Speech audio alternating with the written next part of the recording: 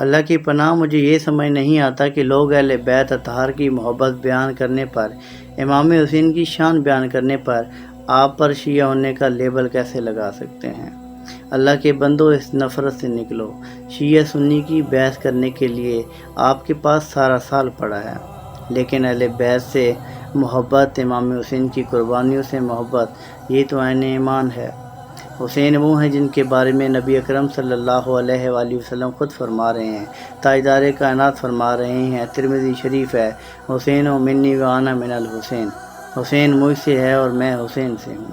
الحسن والحسین و سید شباب الجنہ، حسن اور حسین جنتی نوجوانوں کے سردار ہیں۔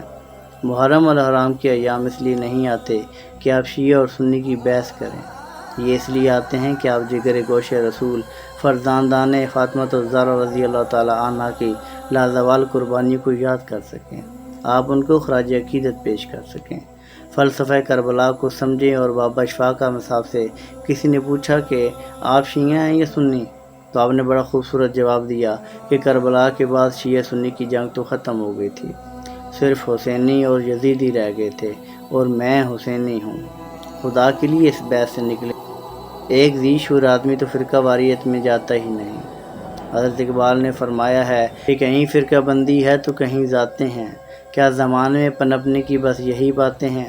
اور ذرا یہ تو دیکھیں کہ یہ ایام کون سے ہیں۔ اگر تو کربلا اقتدار کی جنگ تھی اور آپ سمجھتے ہیں کہ کوئی ہنسنے والی بات ہے تو ساتھ میں ہنستے ہیں، لیکن تاریخ پڑھیں، اگر رونے والی بات ہے تو ساتھ میں بیٹھ کر کیوں نہیں روتے؟ ذرا انسان کو بیدار تو ہو لینے دو، ہر قوم پکارے گی ہمارے ہیں حسین۔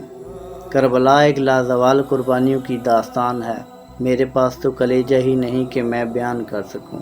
اگر اہل بیت سے محبت ہونے پر شیعہ کا لیبل لگتا ہے تو قبول ہے۔ باب اللہ شاہ لکھتے ہیں کہ ہوئیوں عاشق ربدہ ہوئی ملامت لکھ، تینوں کافر کافر آکھ دے تو آہو آہو آکھ۔ یہ تو قبول ہے، یہ تو محبت عین ایمان ہے، جن کے آنے پر خود نبی اکرم صلی اللہ علیہ وآلہ وسلم خطبہ چھوڑ کر آگے بڑھ کر حسن و حسین کو گلے لگا لیتے ہیں اور جن کے لبوں پہ بوسہ دیا کرتے ہیں۔ حضور، ان کی شان کیا ہے؟ خدا کے لیے ایسا نہ کیا کرے۔ اس محبت کو ایمان کا جز بنائیں اور اپنے بچوں کو سکھائیں۔ اللہ آسانی حاصل اور محبتیں تقسیم کرنے کا شرف عطا فرمائے۔ سلام پہنچے۔